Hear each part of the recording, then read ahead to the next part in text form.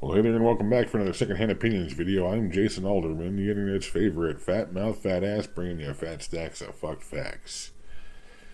And it seems like a lot of folks out there are doing some panic buying, which means a lot of folks out there are doing some panicking. That's unfortunate. I hate to see people scared, and I ain't trying to make too much fun of them. I make fun of the situation, but not the people. This channel's been about a few different things, but at the moment it's recently been about politics and things going on in the news. I've been trying to help some of you folks see things the way I see things, so you are less surprised. And part of the way you're not surprised and not panicking is you're having a plan, folks. You're having a plan. You're seeing some of these things on the horizon, and you're knowing better. How do you see coronavirus? You don't see coronavirus coming specifically. But you see the escalation and the desperation of what the so-called deep state has been getting up to. And the machinations, the chess movements, the way they've been playing their games, and the things they're doing, and what that kind of adds up to. What that means is that they're not getting their way. They gotta stop pussyfooting around the bush and start really shaking the tree. You know what I'm saying? If they want to get some responses, they want to get some reactions.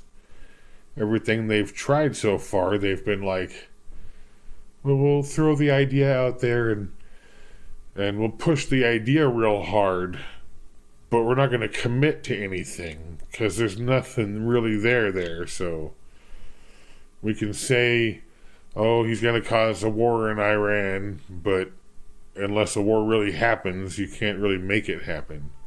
And you can say, oh, there's going to be terrible hell to pay in the economy because XYZ a thing, but unless it happens, you can't really make it happen. And you can say, unless, that Ukraine or Russia or whatever has been colluding in XYZ a thing, but unless you can prove a thing has happened, then it ain't really happened, now has it? So they had to make a thing happen. Yeah, that's me kind of saying I don't believe that the coronavirus was a Mother Nature's distributed situation. This is not upon us because happenstance or accident. At the bare minimum, this is upon the world because neglect. I don't really think that's the case, but that's the easiest let off. You got going on? Yeah, okay.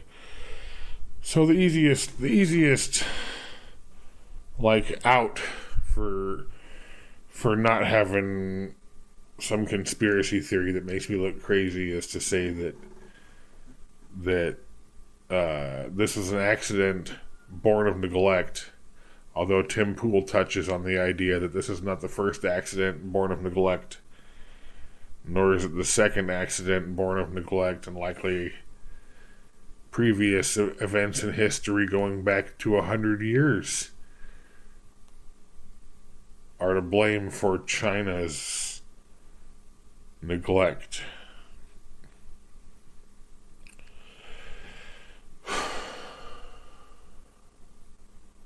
It's really random and odd that this virus chooses to not target individuals 9 years of age or below and has a high likelihood of landing on a politician or a celebrity.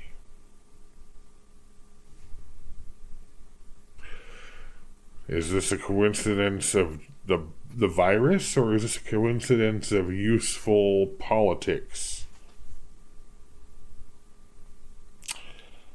I don't have the answer, but I have an idea. I don't think Mother Nature is picky or choosy. And I think if Mother Nature is picky or choosy, it is often a matter of design through progression, like sickle cell anemia. That's not a weapon, that's just a long-term situation, evolving to what it is. Or you make it so. They have these knockout mice that have no ACE2 receptors because they're testing the ACE inhibitors and ACE receptors, and whether that's the decent way to block the pathway of the virus to help people vaccinate against it. So, did nature pick and choose mice to have no ACE2 receptors? Or did man make that thing because of a thing we encountered or a thing we designed or what have you? Man made a mouse they call the knockout mouse.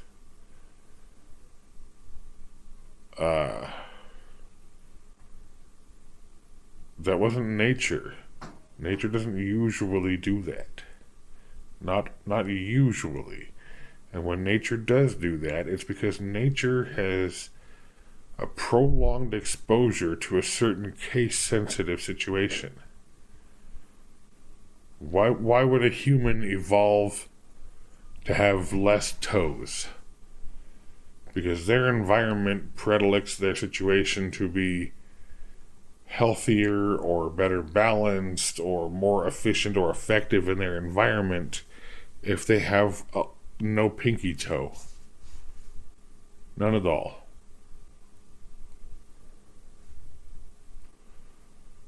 Why is it that human beings don't have the kind of crooked leg of, say, a horse or a dog or a cat? How they stand on, say, what you might consider the ball of the foot, and then it goes back to a joint that is elevated from the ground, where humans have that ankle joint, let's say, on the ground, up to a knee and to a hip. A dog has a hip, and then it goes down to a knee and then back to another knee. No, it's like their ankle, but it's high. So, why did we not evolve that way? We came from a different model, maybe. But you get my point. The virus is going to evolve the way nature tends to evolve. And it's not going to choose to single out politicians and ignore children unless it was designed that way. Now let's just say it's a fluke of nature, because they happen, they do. There's every rule has the exception that proves it. So, if that's the case, great, wonderful that this won't be a human ending thing, but I don't think this is that dangerous anyway, guys. I've been trying to help you see things the way I see things, help you think. I wouldn't say differently, just deeper.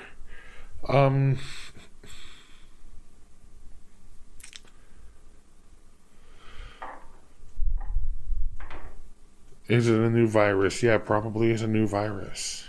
Was it man-made or lab-made? Doesn't really matter if it was nature-made, lab-made, or man-made. Doesn't matter. It's here. So, some of us have been kind of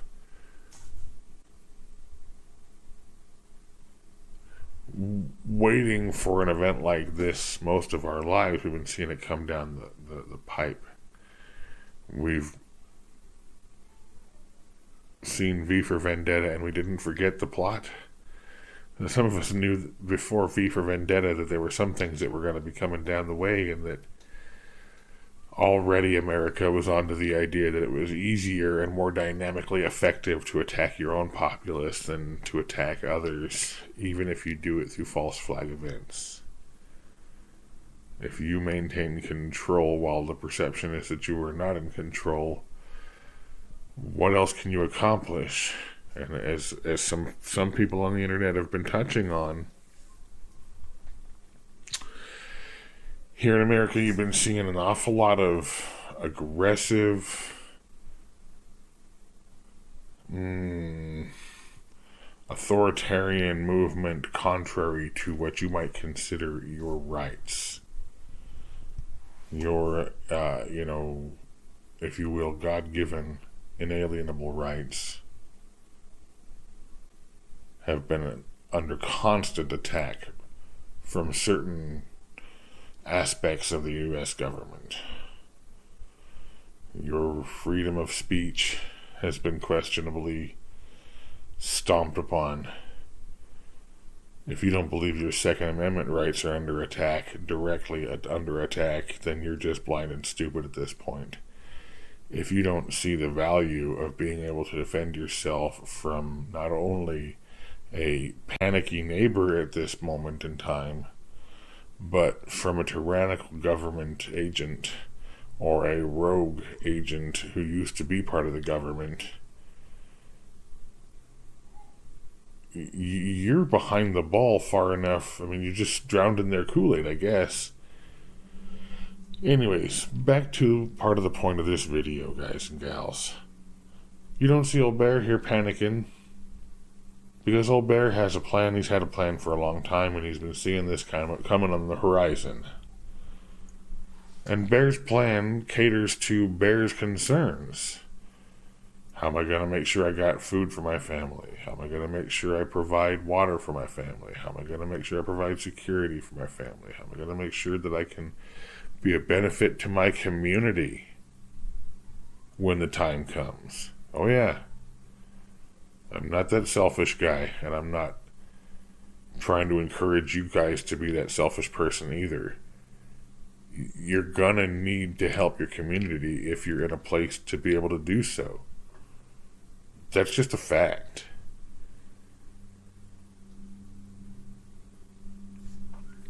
It is my hope. Gosh, okay, here we go. Here we go. We're gonna take this channel from just politics into doing some stuff. So here soon, we were gonna make another channel about fun things that I do and hobbies that I have. Most of them are survival in nature. I like to do firecraft. I like to do bushcraft. I like to do campcraft. I like to hunt. I like to learn about primitive traps. I like to learn all about all the old school things that you can do with simple technologies and natures. All the caveman crafts, all the medieval stuff is fun to me. It's a hobby to me because it's something they can't take away. An axe will always split wood. And with split wood, you can probably make a fire. And with a fire, you don't need to worry about where the heat comes from because you got a plan for that. And if the heaters turn off all of a sudden, you're not, oh my gosh, up shit creek. You got a plan for that. And if the stores are empty all of a sudden, and all the crazy people in your neighborhood have bought all the toilet paper for miles around you, you got a plan for that. And if they barricade you in your house for 3 weeks, regardless of how annoying, obnoxious, and whatnot that may not be, you're sitting on food and you got a plan for that.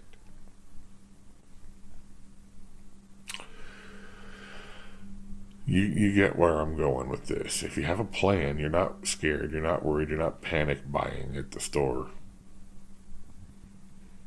If you've watched my other videos recently, you know that all I have done in the midst of all this insanity is get a weekend's worth of emergency food rations for my family.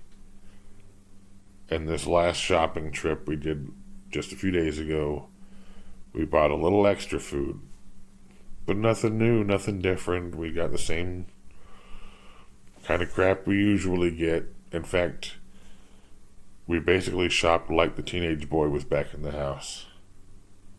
And that's it. That's it, guys. Because we have a plan and we're not freaking out. And if for whatever imaginary, hypothetical, crazy reason or or conspiracy-laden to deep state abusive or manipulative reason. They turn the power off. So what? I have solar. So they turn the water off. I live nearby a creek and have a water filter. What if somebody poisons the well, Bear?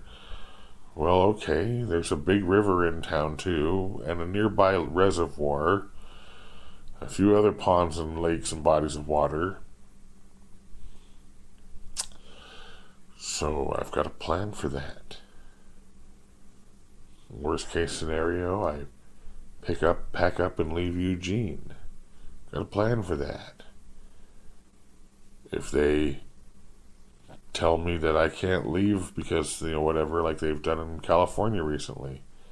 I'm sure they didn't say you can't leave. They just said you're on lockdown and to shelter in place. And New Jersey has talked about imposing a curfew. So, in theory, you can pack up, and move to a different location, etc. This is not the end of the world unless you do something crazy or stupid or you don't have a plan for that.